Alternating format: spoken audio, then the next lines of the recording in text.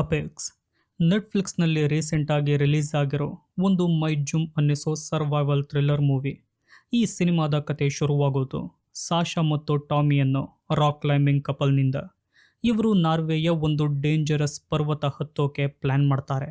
ಆದರೆ ಅಲ್ಲಿ ಭೀಕರ ಬಿರುಗಾಳಿ ಎದುರಾದರೂ ಮೇಲಕ್ಕೆ ಹೋಗಲು ಮುಂದಾಗ್ತಾರೆ. ಆ ಟೈಮ್ನಲ್ಲಿ ದೊಡ್ಡ ಕಲ್ಲು ಬಿದ್ದು ಟಾಮಿ ಪ್ರಜ್ಞೆ ತಪ್ಪಿ ಹಗ್ಗದಲ್ಲಿ ನೇತಾಡೋ ಪರಿಸ್ಥಿತಿ ಬರುತ್ತೆ.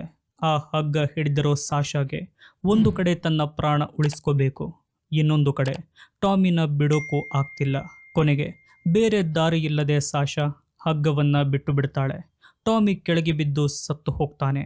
ಅವನ ಸಾವಿನ ಘಟನೆಯಿಂದ ಡಿಪ್ರೆಷನ್ಗೆ ಹೋಗಿರೋ ಸಾಶಾ 5 ತಿಂಗಳ ನಂತರ ಆಸ್ಟ್ರೇಲಿಯಾದ ಒಂದು ದಟ್ಟವಾದ ನ್ಯಾಷನಲ್ ಪಾರ್ಕ್ಗೆ ರೆಸ್ಟ್ ತೆಗೆದುಕೊಳ್ಳೋಕೆ ಅಂತ ಬರ್ತಾಳೆ. ಆದರೆ ಅಲ್ಲಿ ಅವಳಿಗೆ ಕಾಯ್ತಿರೋದು ದೊಡ್ಡ ನರಕವಾಗಿರುತ್ತೆ. ಅಲ್ಲಿ ಅವಳಿಗೆ ಬೆನ್ ಅನ್ನೋ ಒಬ್ಬ ಸೈಕೋ ಸಿಗ್ತಾನೆ. ಆರಂಭದಲ್ಲಿ ಅವಳನ್ನು ಹಂಟರ್ಸ್ಗಳಿಂದ ಕಾಪಾಡಿ ನೈಸಾಗಿ ಮಾತಾಡಿಸಿ ಸುಳ್ಳು ರೂಟ್ ತೋರಿಸಿ ಕಾಡಿನ ಮಧ್ಯೆ ಸಿಕ್ಕಿ ಹಾಕಿಸೋ ಬೆನ್ ಆಮೇಲೆ ಇವಳ ಬ್ಯಾಗ್ ಫೋನ್ ಕದ್ದು ಸೈಲೆಂಟಾಗಿ ಫಾಲೋ ಮಾಡ್ತಿರೋದು ರಿವೀಲ್ ಆಗ್ತಿದ್ದ ಹಾಗೆ ತನ್ನ ಅಸಲಿ ಮುಖ ತೋರಿಸ್ತಾನೆ. ಅವನು ಇವಳಿಗೆ ಕ್ರಾಸ್ ಬೌ ಪಾಯಿಂಟ್ ಇಟ್ಟು ನಾನು ನಿನ್ನ ಶಿಕಾರಿ ಮಾಡ್ತೀನಿ, ಓಡು ಅಂತ ಚಾಲೆಂಜ್ ಹಾಕ್ತಾನೆ. ಸಾಶಾ ಅಲ್ಲಿಂದ ಹೇಗೆ ತಪ್ಪಿಸ್ಕೊಂತಾಳೆ. ಆ ಸೈಕೋ ಬೆನ್ ಇವಳನ್ನ ಯಾಕೆ ಕೊಲ್ಲೋಕೆ ನೋಡ್ತಿದ್ದಾನೆ. ಸಾಶಾ ಆ ಪರ್ವತವನ್ನ ಒಂಟಿಯಾಗಿ ಹತ್ತಿ ಪ್ರಾಣ ಉಳಿಸ್ಕೊಂತಾಳ ಇಲ್ವಾ ಅನ್ನೋದೇ ಈ ಸಿನಿಮಾದ ಮೇನ್ ಸಸ್ಪೆನ್ಸ್. ಈ ಮೂವಿನ ನೋಡಿದ ನನ್ನ ಎಕ್ಸ್ಪೀರಿಯನ್ಸ್ ಹೇಳಬೇಕು ಅಂದರೆ ಇದೊಂದು ಪಕ್ಕಾ slow burn intense thriller. Cinema ಶುರುವಾದಾಗ ಸ್ವಲ್ಪ ನಾರ್ಮಲ್ ಅನ್ನಿಸಿದ್ರು ಒಮ್ಮೆ ಆ ಕಾಡಿನ ಶಿಕಾರಿ ಶುರುವಾದ ಮೇಲೆ ಸಿನಿಮಾ ನೆಕ್ಸ್ಟ್ ಲೆವೆಲ್ಗೆ ತಗೊಂಡು ಹೋಗುತ್ತೆ. ಯಾರೆಲ್ಲ ಮೈಂಡ್ ಗೇಮ್ಸ್, ಕಾಡಿನ ಮಧ್ಯೆ ಬದುಕೋಕೆ ಹೋರಾಡೋ ಸರ್ವೈವಲ್ ಮೂವಿಗಳನ್ನು ಇಷ್ಟಪಡ್ತಿರೋ ನಿಮಗಂತೂ ಈ ಸಿನಿಮಾ ಸಖತ್ ಕಿಕ್ ಕೊಡುತ್ತೆ.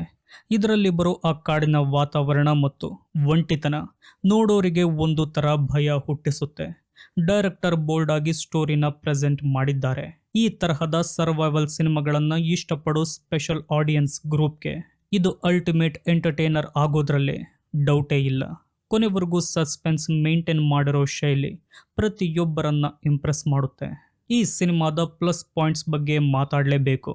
ಮೊದಲನೆಯದಾಗಿ ಚಾರ್ಲಿ ಥೆರನ್ ಆಕ್ಟಿಂಗ್ ಮತ್ತು ಆ ಬೆನ್ ಕ್ಯಾರೆಕ್ಟರ್ ಮಾಡಿರೋ ನಟನ ಪರ್ಫಾರ್ಮೆನ್ಸ್. ಇಬ್ಬರು ಜೀವ ಮುಡುಪಾಗಿಟ್ಟು ಆಕ್ಟ್ ಮಾಡಿದ್ದಾರೆ. ಚಾರ್ಲಿ ಥೆರನ್ ನಿಜವಾಗ್ಲೂ ರಾಕ್ ಕ್ಲೈಂಬಿಂಗ್ ಕಲಿತು ಬಾಡಿ ಡಬಲ್ ಇಲ್ಲದೆ ಆ ಸೀನ್ಗಳನ್ನು ಮಾಡಿರೋದು ಸ್ಕ್ರೀನ್ ಮೇಲೆ ಎದ್ದು ಕಾಣುತ್ತೆ. ಇನ್ನು ಮೈನಸ್ ಪಾಯಿಂಟ್ಸ್ ಹೇಳಬೇಕಂದ್ರೆ ಕಥೆಯ ಕೆಲವು ಕಡೆ ಲಾಜಿಕ್ ಮಿಸ್ ಆದ ಹಾಗೆ ಅನಿಸುತ್ತೆ. ಸಾಶಾ ಅಷ್ಟೊಂದು ಗಾಯಗಳಾಗಿದ್ರು ಸೂಪರ್ ಹ್ಯೂಮನ್ ತರಹ ಓಡೋದು, ಫೈಟ್ ಮಾಡೋದು ಸ್ವಲ್ಪ ಅತಿ ಅನ್ನಿಸ್ಬೋದು. VFX ಕೆಲಸ ಚೆನ್ನಾಗಿದ್ರು ಕೆಲವು ಕಡೆ ಇನ್ನೊಂದು ಚೂರು ರಿಯಲಿಸ್ಟಿಕ್ ಆಗಿ ಮಾಡಬಹುದಿತ್ತು ಅನ್ನಿಸೋದು ಗ್ಯಾರಂಟಿ. ಸಿನಿಮಾದ ಫಸ್ಟ್ ಹಾಫ್ ಸ್ವಲ್ಪ ಸ್ಲೋ ಇರೋದು ಕೂಡ ನೆಗೆಟಿವ್ ಅನ್ನಿಸ್ಬೋದು. ಆದರೆ ಬ್ಯಾಕ್ಗ್ರೌಂಡ್ ಮ್ಯೂಸಿಕ್ ಮಾತ್ರ ಸೀನ್ಗಳಿಗೆ ಒಳ್ಳೆ ಜೀವ ಕೊಟ್ಟಿದೆ. ಕೆಲವು ಕಡೆ ಬರೋ ಸೈಲೆನ್ಸ್ ಕೂಡ ಸಸ್ಪೆನ್ಸ್ ಬಿಲ್ಡ್ ಮಾಡೋಕೆ ಹೆಲ್ಪ್ ಮಾಡಿದೆ. ಸಿನಿಮಾ ಪ್ರೇಮಿಗಳಿಗೆ ಇದೊಂದು ಕಂಪ್ಲೀಟ್ ಪ್ಯಾಕೇಜ್ ತರಹ ಕಾಣುತ್ತೆ. ಇನ್ನು ಸ್ಟೋರಿ ವಿಷಯಕ್ಕೆ ಬಂದರೆ ಈ ಬೆನ್ ಅನ್ನೋ ಕ್ಯಾರೆಕ್ಟರ್ ಇದೆಯಲ್ಲ, ಇವನು ಬರೀ ಸೈಕೋ ಅಷ್ಟೇ ಅಲ್ಲ, ಇವನೊಬ್ಬ ಕ್ರೂರ ನರಭಕ್ಷಕ. ಇವನ ಹಲ್ಲುಗಳನ್ನು ನೋಡಿದ್ರೇನೆ ಮೈ ಜುಮ್ ಅನ್ಸುತ್ತೆ. ಮನುಷ್ಯನ ಮಾಂಸ ತಿನ್ನೋ ಕ್ರೂರ ಕ್ಯಾನಿಬಲ್ ಟ್ರೈಬ್ಸ್ ತರಹ ಇವನು ತನ್ನ ಹಲ್ಲುಗಳನ್ನು ತಾನೇ ಉಜ್ಜಿ ವಿಕಾರವಾಗಿ ಚೂಪಾಗಿ ಮಾಡ್ಕೊಂಡಿರ್ತಾನೆ. ಇವನು ಕಾಡಿಗೆ ಬರೋರನ್ನ ಪ್ರಾಣಿ ತರಹ ಬೇಟೆಯಾಡಿ ಅವರನ್ನ ಕೊಂದು ಅವರ ದೇಹದ ಮಾಂಸವನ್ನ ಒಣಗಿಸಿ ಸ್ಟೋರ್ ಮಾಡಿಕೊಂಡು ತಿಂತಿರ್ತಾನೆ. ಅಷ್ಟೇ ಯಾಕೆ, ಇವನು ತನ್ನ ಮೊದಲ ಶಿಕಾರಿಯನ್ನಾಗಿ ಸ್ವಂತ ತಾಯಿಯನ್ನೇ ಕೊಂದಿರ್ತಾನೆ. ಇವನ ನಂಬಿಕೆ ಏನಂದ್ರೆ ಬೇಟೆಯಾಡಿದ ಮನುಷ್ಯನ ಲಿವರ್ ತಿಂದರೆ ಅವರ ಫೈಟಿಂಗ್ ಸ್ಪಿರಿಟ್ ಇವನಿಗೆ ಸಿಗುತ್ತೆ ಅಂತ. ಇವನ ಆ ವಿಕಾರವಾದ ಹಲ್ಲುಗಳಿಂದ ಸಾಶಾನ ಕಚ್ಚಿ ತಿನ್ನೋಕೆ ಬರೋ ಸೀನ್ಗಳಂತೂ ಭಯ ಜಾಸ್ತಿ ಮಾಡುತ್ತೆ. ಸಾಶಾ ಈ ನರಭಕ್ಷಕನಿಂದ ಹೇಗೆ ಪ್ರಾಣ ಉಳಿಸ್ಕೊಂತಾಳೆ ಅನ್ನೋ ಟ್ವಿಸ್ಟ್ ನೀವೇ ಸ್ಕ್ರೀನ್ ಮೇಲೆ ನೋಡಬೇಕು. ಅವನು ಅವಳನ್ನು ಕೊಲ್ಲೋಕೆ ಮಾಡೋ ಸ್ಕೆಚ್ ಹಾಗೂ ಇವಳು ಅದನ್ನು ರಿವರ್ಸ್ ಮಾಡೋ ರೀತಿ ಅದ್ಭುತವಾಗಿದೆ. ಇನ್ನು ಸಿನಿಮಾದ ಕೊನೆಯಲ್ಲಿ ನಿಮಗೊಂದು ಇಂಪಾರ್ಟೆಂಟ್ ಮುನ್ನೆಚ್ಚರಿಕೆ ಅಥವಾ ವ್ಯೂವರ್ ಡಿಸ್ಕ್ರಿಪ್ಷನ್ ಕೊಡಲೇಬೇಕು. ಈ ಸಿನಿಮಾದಲ್ಲಿ ಅತಿಯಾದ ಹಿಂಸೆ, ರಕ್ತಪಾತ ಮತ್ತು ಮನುಷ್ಯನ ಮಾಂಸ ತಿನ್ನೋ ವಿಕಾರವಾದ ಸೀನ್ಗಳು ತುಂಬ ಇವೆ.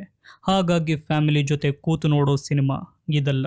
ಸ್ವಲ್ಪ ವೀಕ್ ಹಾರ್ಟ್ ಇರೋರು, ಇಂತಹ ಕ್ರೂರ ಸೀನ್ಗಳನ್ನು ತಡ್ಕೊಳ್ಳೋಕೆ ಆಗದೆ ಇರೋರು ಈ ಸಿನಿಮಾಯಿಂದ ದೂರ ಇರೋದೇ ಒಳ್ಳೆಯದು.